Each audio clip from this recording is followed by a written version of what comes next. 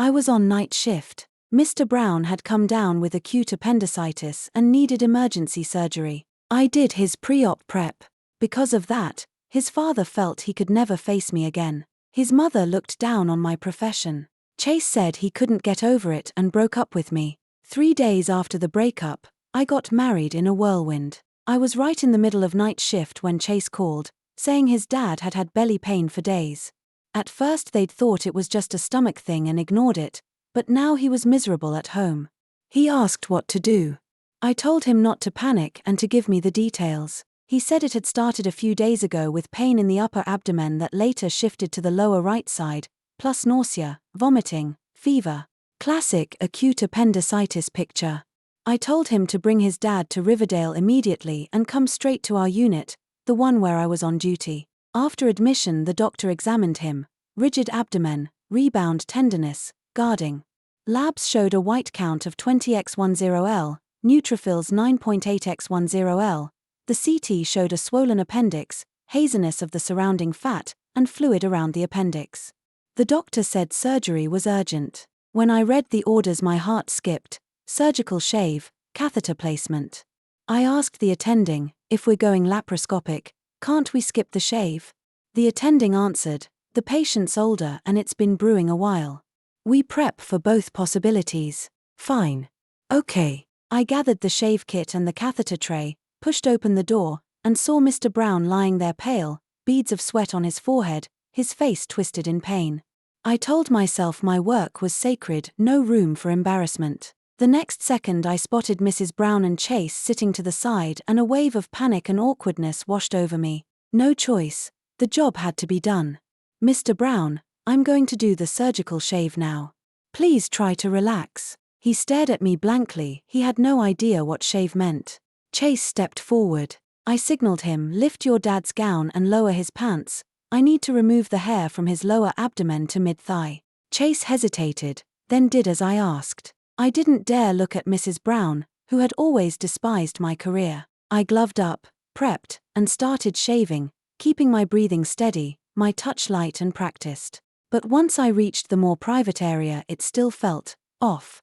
I tried not to touch skin to skin and minimize awkwardness, but after a few strokes I couldn't get it smooth. I thought about lifting the tissue with 2 cotton swabs so I could shave under, but that felt disrespectful. Chase kept starting to reach in to help, only to pull his hand back when he saw the sterile drape. His eyes were dark. I couldn't tell whether from anxiety or something else. Mr. Brown squeezed his eyes shut at first, then finally pulled the blanket over his head. I steeled myself, this was my job, their emotions weren't my problem, and used my fingers to lift and finish the shave quickly. I opened the catheter kit and slid the tube in with the fastest, slickest move I had. Putting on my professional smile, I said, all set, Mr. Brown. Someone will come to take you to the OR in a bit. Then I wheeled the treatment cart out of there like I was fleeing a crime scene. Total social death. Back at the nurse's station, my cheeks were on fire, my scrubs soaked. I felt wrecked. Pretty sure that would go down as the most mortifying 5 minutes of my career. The operation went smoothly, and post-op Mr. Brown spent a day in ICU. By the time I clocked out, neither Chase nor Mrs. Brown had come back to the floor, probably they'd gone home to sleep. Today was supposed to be the day Chase and I picked up our marriage license. Guess that plan was dead.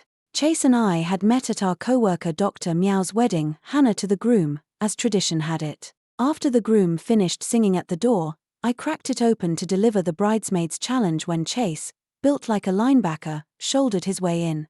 I couldn't dodge and took the door edge to the forehead, nothing huge, but the bruise bloomed bright on pale skin. It hurt. I glared.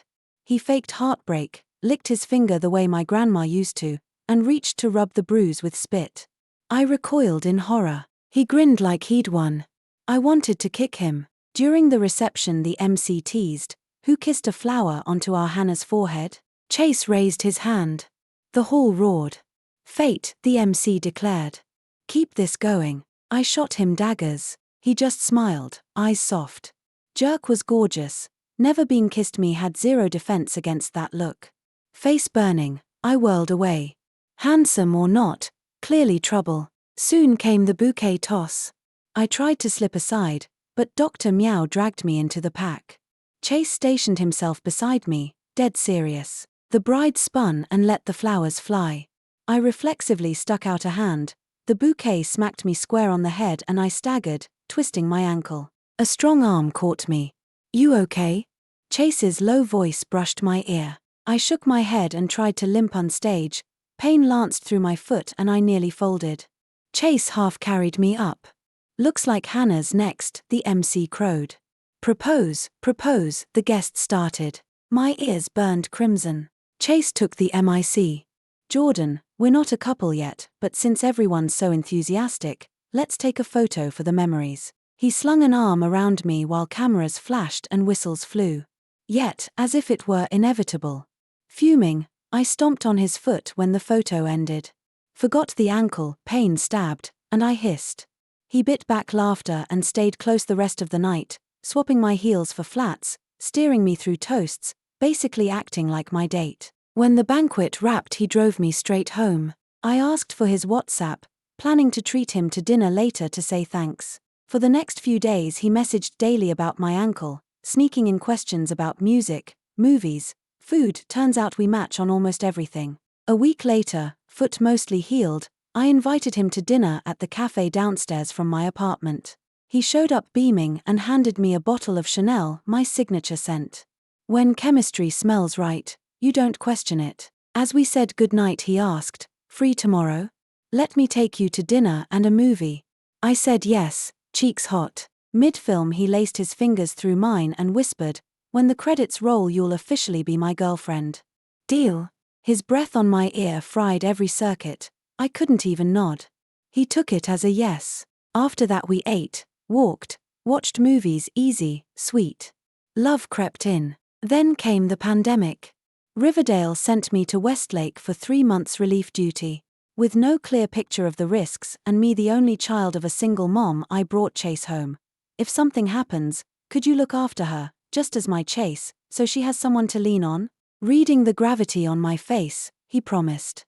Then, to spare me worry, he suggested we file the marriage license before I shipped out. I turned him down. I wouldn't trap him with a paper safety net. He still arranged dinner with his parents so they'd know we were serious. His father politely told me to stay safe. His mother heard, shot his father a disgusted glance, and his father snapped his mouth shut. Then, still unhurried, she turned to me. "Nursing is a servant's job, dirty, exhausting, and low status. After your relief stint you really ought to sit the civil service exam. A steady 9 to 5 is better, regular hours, time for family." Chase cut in quickly. "Hannah's volunteering in the outbreak zone is an honor that helps the whole country. Please don't dump negativity on her." "What's wrong with a little advice?" his mother snapped, her face darkening. "The engagement isn't even official and already you're shielding her." I burned with awkwardness, tongue-tied. None of it mattered. I had to clear my head and leave. The 3 months in the hot zone were a haze of fatigue and dread, every day soaked with fear of what tomorrow might bring.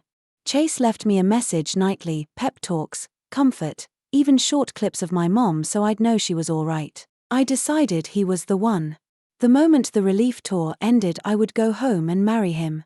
After watching so many partings of life and death, I knew days were to be seized and good people treasured. When the mission finished and I stepped off the plane in Riverdale, it felt as though Chase and I had been parted for a century. We held each other so tightly I couldn't stop crying. The epidemic had hollowed out my sense of safety. I told Chase I wanted a marriage, a home of my own, someone waiting every night, a child, everything a woman is supposed to finish, and soon, so my mother could stop worrying. Chase said the special period would limit what we could do.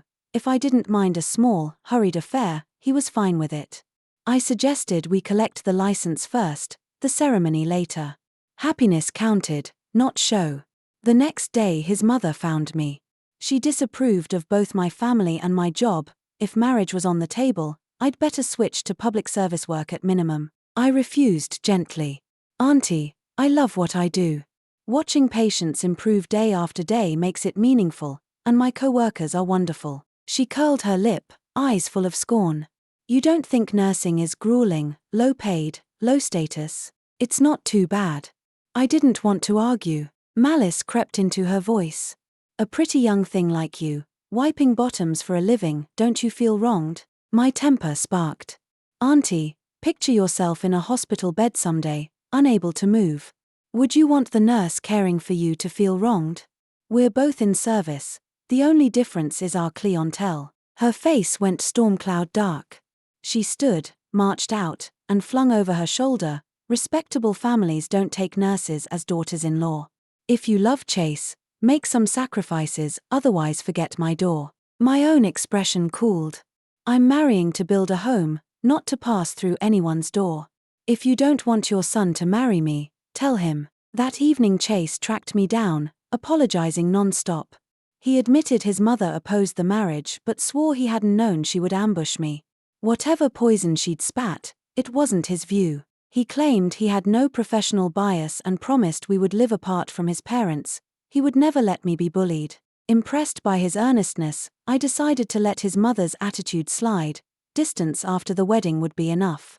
We set a day, 3 later, to file for our license. But our plan was buried by the news that his father needed surgery. I met them again in the ward.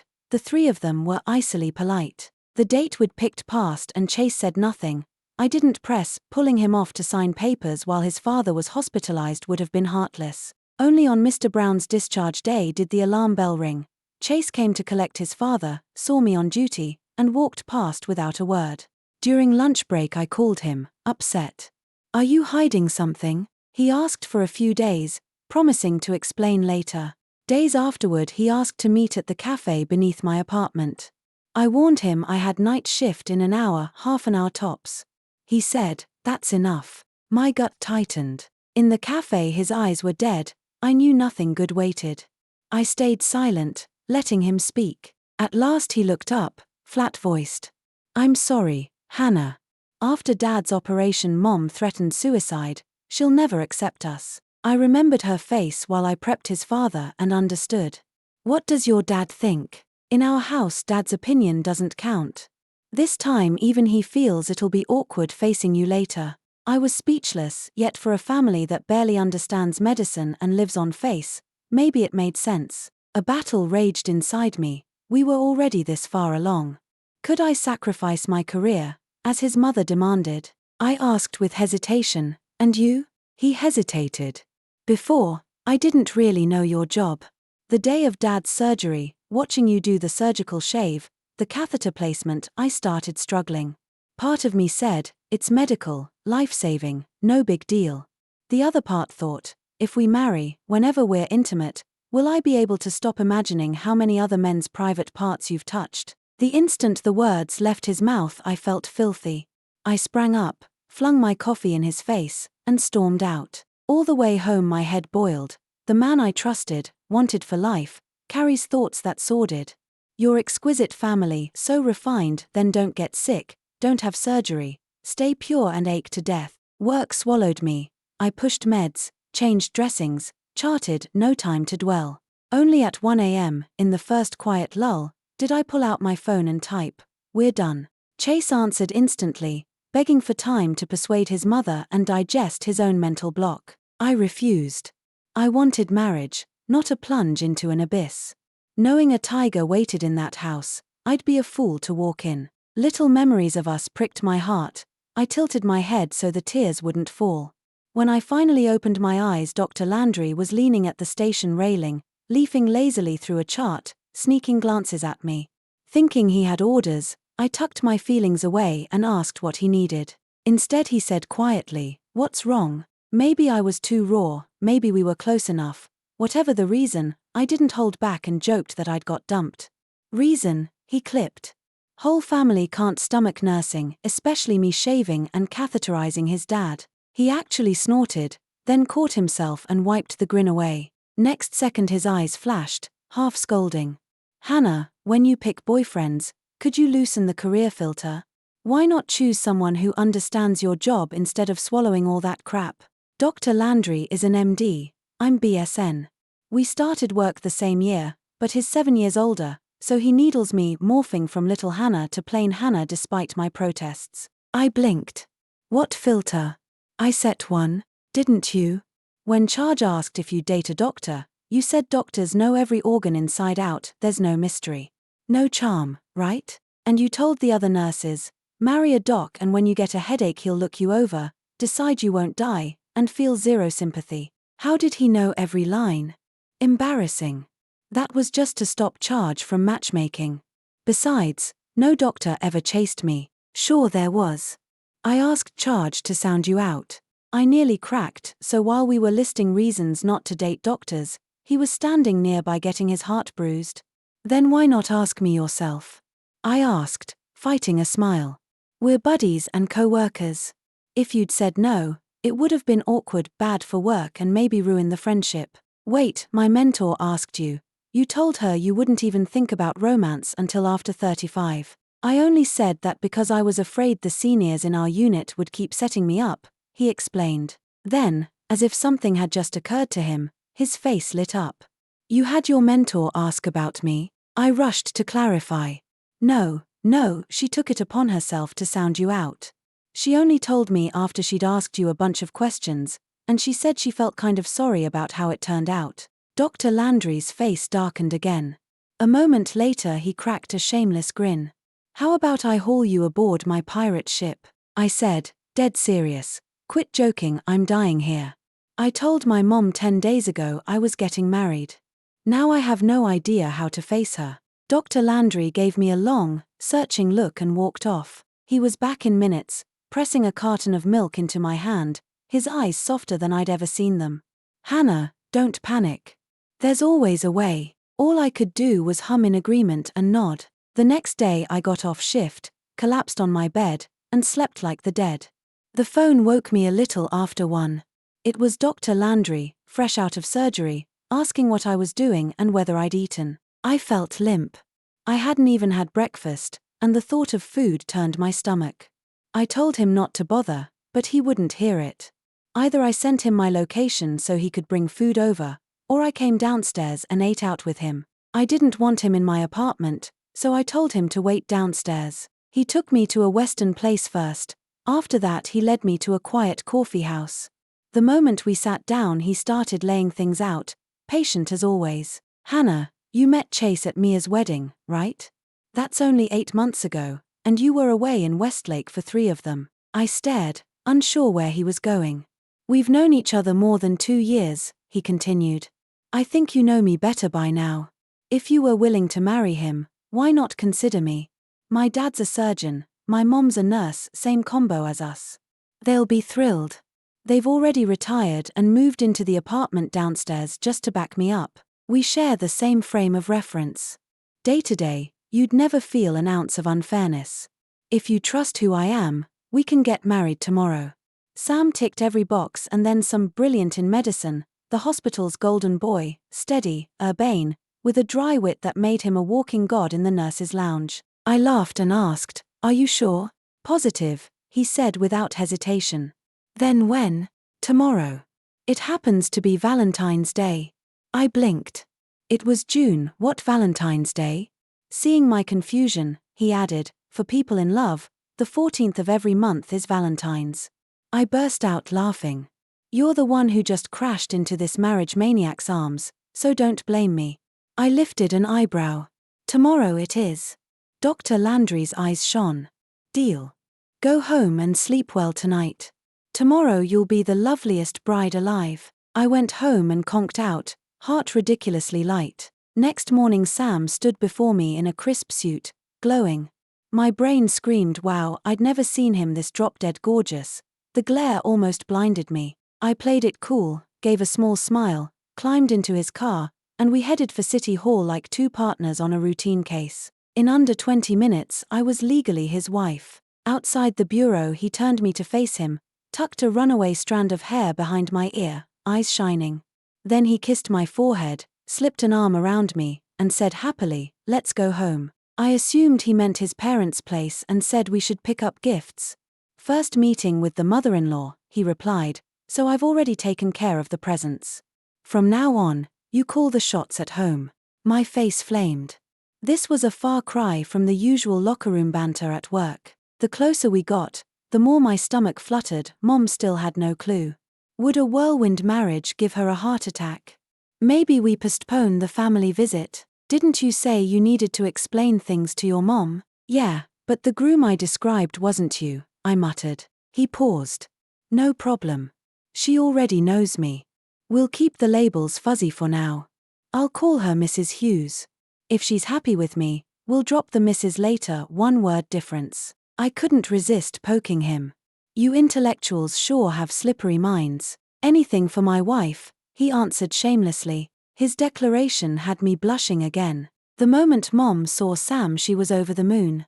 She trotted out the story she'd told at home 100 times, that ganglion cyst you removed, perfect job, never came back, scars almost invisible. A surgery the size of a sesame seed, and she elevated it to epic praise. She bustled to add dishes and forgot to ask about the wedding. Only while washing plates did she suddenly turn. Why'd you bring Sam? Where's Chase? Did you get your license? I said we broke up. Mom's eyes bulged. You cheated. I gave her credit, my old lady knew the lingo. No, he dumped me. Mom's radar pinged. Did you and Sam cross a line and Chase found out? Her imagination floored me. I spilled the truth. His whole family looks down on my job. Mom frowned, lips pursed. Well, their loss. Then she beamed. I always liked Sam. Faster than a Sichuan mask change, I swear. I played along. If you like him, I'll give it a shot. She dried her hands and fluttered out. By the time I finished the dishes, she and Dr. Landry were chatting like old girlfriends, her grin stretching to her ears. She'd clearly interrogated him down to his tax returns. When I was 10, my alcoholic father had died after years of passing out in gutters. Fearing I'd be hurt, Mom never remarried. Her biggest wish was that I find a decent man and build a calm, ordinary life. She looked dazed with satisfaction. Sam could have called her anything and she'd have answered. We pulled back into Riverdale after 9 that night. Dr. Landry took me straight to his place. He opened the wardrobe, women's coats, loungewear, even underwear, all lined up. I stared, conflicted. He grinned. Relax, bought them for you yesterday, already washed. He told me to shower first. I stalled until he went. While the water ran, I inspected everything, sizes, lengths, fabrics, all perfect, crisply ironed. Dr. Husband, knows your measurements by sight, obsessive, slight neat freak. When I came out, he was on the bed scrolling on his phone. He patted the mattress. I inched over. He slipped an arm around my waist and murmured into my neck, Hannah, are you sure you're not a fox spirit sent to bewitch me? I'd never seen him in full seduction mode. Heat flooded my ears, my body locked up. All the sparring which I wielded at work evaporated. I've never done this. What if? He kissed me before I finished, mumbling between breaths, me neither, but your husband's a doctor, anatomy expert, I won't hurt you. And don't ever claim a doctor husband can't be tender, we just show it differently. The man held grudges like trophies. He nuzzled closer. Honey, let's skip birth control. If we get pregnant, we keep it. Don't worry, I'll handle the baby. Talk about fast track to motherhood, but I liked kids. Okay. I worried I sounded too easy and tacked on. Anyway, you're already heading into geriatric dad territory. His next move carried extra force. True to his word, he kept discomfort minimal, though he took his sweet time. Afterward he whispered, still think I'm geriatric? Grudge central. I surrendered weakly, not geriatric, perfect timing. Only then did Sam cradle me to sleep, utterly content. I woke up in the morning and he'd already left for work. Every day the doctors do bedside rounds to check on their own patients. Lucky for me, I still had time to sleep in. When I got up I saw the table set with mung bean porridge, milk, pan-fried leek cakes, soft-boiled eggs, and a steamed ear of corn. It didn't look takeout. I peeked into the kitchen, no sign it had been used. No point wondering where it came from. I ate first and asked questions later. A little after 11, Dr. Landry called to say his parents already knew we'd gotten married and wanted us home for dinner. I asked how breakfast had materialized.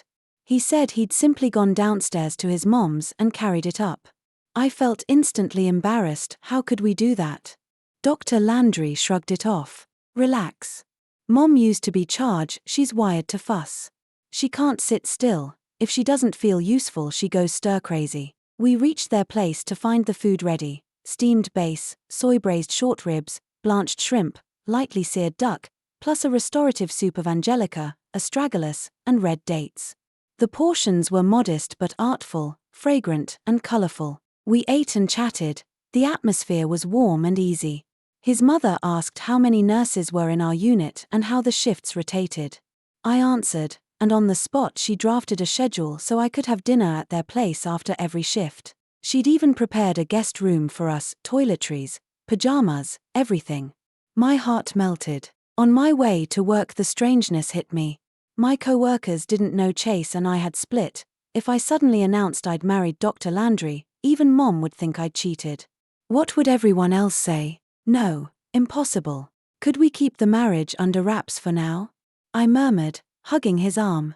He wasn't used to me this docile. His eyes danced. Chicken. I punched him lightly. He caught my fist and pulled me into his arms. Not chicken, I pleaded. They don't even know I got dumped. If we spring a marriage on them, they'll assume the worst. We can't explain to each one, right? Fine, secret marriage, but married perks still apply. He scooped me into the air. Next morning I rode with Dr. Landry, hopped out 200 meters from Riverdale, and walked the rest, relieved no one noticed. I decided that would be routine, but Sam couldn't stop hovering. He swapped shifts twice to coincide with mine and still dropped by on his nights off with snacks. I kept my distance, afraid we'd be found out. Charge, ever alert, sensed something.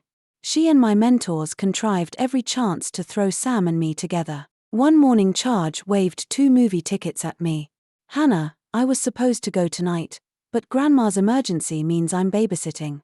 Take these. Sam's here too, right? You're free tonight. One for you as well. Nobody should watch a film alone. As if Sam just happened to be passing. I'd seen Charge trailing him from the doctor's office. Sam grinned. Perfect. Haven't seen a movie in ages. I shot him a glare. No shame? The younger nurses squealed. I'm free tonight. Me too. Charge sighed theatrically. Sorry, those were my last 2. If you've got spare time, stay after shift and tidy the files. Accreditation's coming. Their voices faded like dying balloons. Back home after the film I couldn't sit still. What now? The staff are practically shoving us together. We can't fake forever, they care, that's all. Dr. Landry looked shameless. I'm enjoying it. I raised my hands to throttle him. He backpedaled. Okay, I hate it too. Tell me the plan, whatever you say. I counted. We've been married 2 months and 23 days. At the 3-month mark we admit we're dating. At 6 months we reveal the wedding. Deal, he said. This week we boycott their matchmaking. Casey put on a serious face. Personally, I think we should play along. I swung at him. Try it, mocking people is fun. He caught my fist, laughing. Not mocking, just hilarious. I rolled my eyes so hard they hurt. Next day, arriving for the morning huddle, my friend Shanshan yanked me out of the doctor's office and mock-choked me. Spill, what's going on with you and Sam? I played dumb.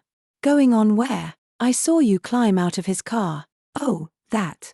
Free ride, that's all. Nice try. If it's innocent, why jump out a block away? Dr. Landry slipped an arm around my shoulders from behind, voice ringing. Nothing mysterious, we're together. The chatter in the office died. When we walked in, Charge and my mentor exchanged a sly smile. Mission accomplished. Oh, together, huh? How long has this been going on? Dr. Landry pretended to think. Almost a week. Acceptable answer. Riley, Dr. Landry, and I were sprawled on the couch streaming a movie when my phone rang. Chase. I killed the call. A WhatsApp popped up. Months of therapy had made him see how narrow-minded he'd been. He was sorry, wanted another chance to repair the damage. I'm married. I blocked him everywhere. Monday, we parked under the hospital and ran into Mia. She hooked my arm, radar pinging. I slowed, just as eager for gossip. Dr. Landry paused. I signaled him to go ahead. He refused. I smiled sweetly.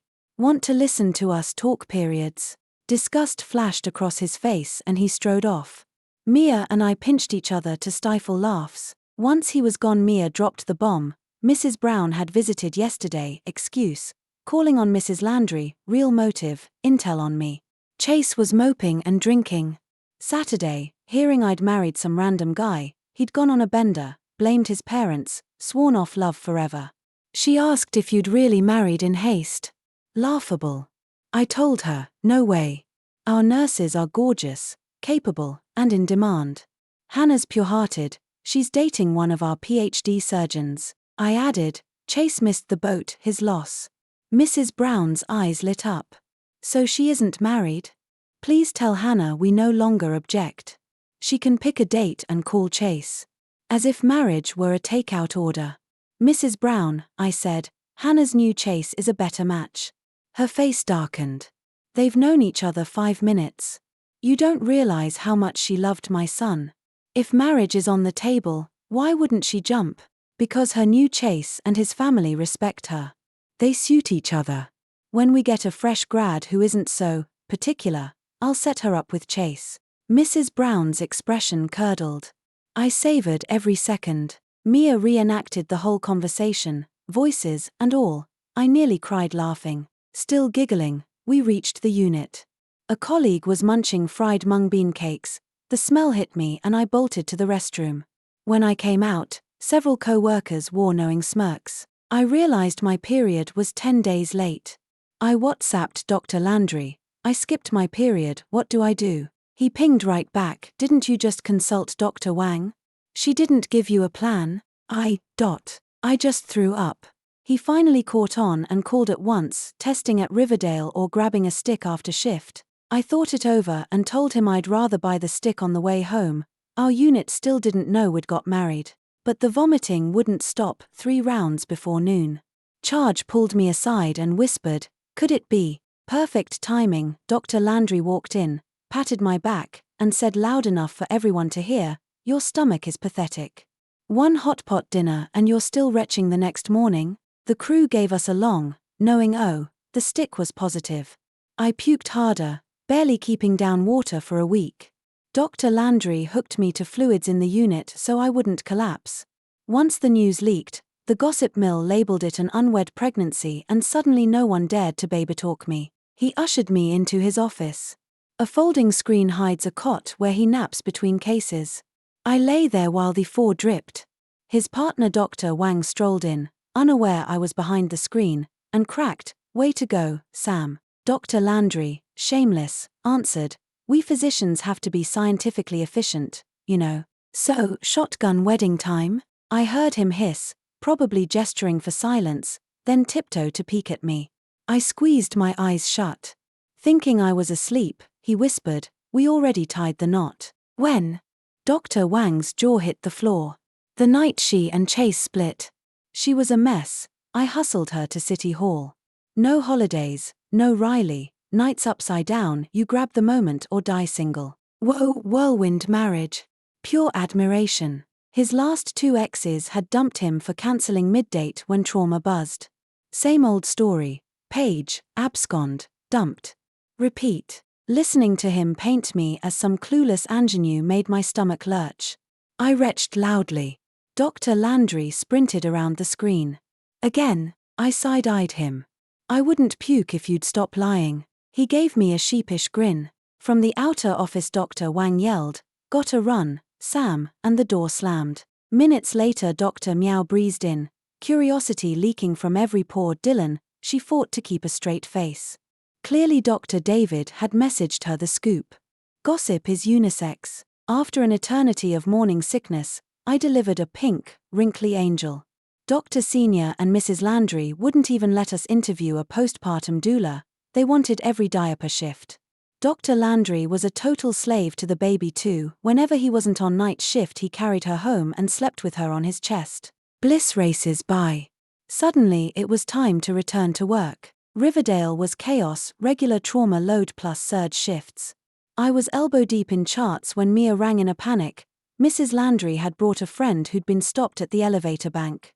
Mia was off-site and begged me to fetch them. I sprinted down and found Mrs. Landry with Chase's mom. I froze. Obviously Mia hadn't known either.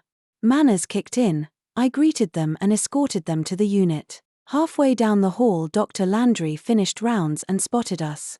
Need something? Bringing relatives for a consult. He didn't look past the masks.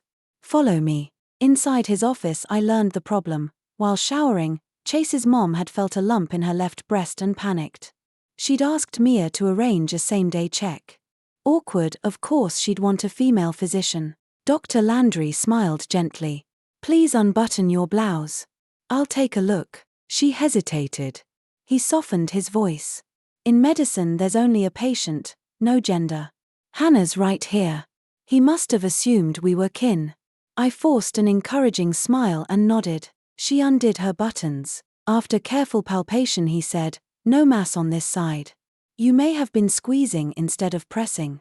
Use the pads of 3 fingers, glide firmly over the skin. Lying flat helps, gravity spreads the tissue thin. May I examine the right as well? Intimidated by his calm authority, she exposed the other breast. Clear there too. My brain fired wild scenarios. Would Mr. Brown file for divorce when he learned I'd catheterized him and now my husband had fondled his wife? Would she think I orchestrated this karmic joke? At least she still didn't know we were married. Walking them out, Mrs. Landry asked, casual as silk, Ellis, your husband is Dr. Landry, right? I surrendered. Yes. Chase's mom flushed, recovered instantly, and said, please thank him, he's an excellent doctor. And thank you for guiding us. To Mrs. Landry she added, having family in the hospital is such a blessing, we'd never have made it past security. I had no script for that, so I chuckled, hopefully that won't be necessary much longer. And it wasn't. Restrictions lifted, blossoms came. Dr. Landry wanted a big white wedding. I vetoed it, happiness matters more than photo albums. Dr. Senior and Mrs. Landry still fretted that we'd skipped straight from City Hall to Colic. They suggested a delayed honeymoon instead. We liked the idea. We planned to take the baby. The grandparents issued a joint statement, over our dead bodies, travel will exhaust her. The night before departure we spotted them eyeing the stuffed suitcase of diapers. Dr. Senior warned Dr. Landry, if my granddaughter loses an ounce, I'll have your license. We set the alarm an hour early and staged a kidnapping. 10 minutes down the interstate Dr. Senior rang, feed her every 3 hours, no direct son, don't jostle the car seat if she comes back 1 gram lighter, you're disowned. Dawn in the canal town smelled of river mist and steamed rice. We strolled side by side, breathing it in. When I knelt to tie my shoe I looked up at Dr. Landry, straight back, backpack, baby in a sling on his chest, stroller in his right hand, and loved him so hard it hurt. He noticed the empty hand, spun around, panicked. I snapped the photo, the moment he searched for me. Caption, lucky me, 1 lifetime with Mr. Landry is enough. Thanks for listening. On a scale of 1 to 10, how would you rate our story? If you liked it, hit like and share with friends. We'd love to read your comments, so don't forget to subscribe for more tales. See you next time.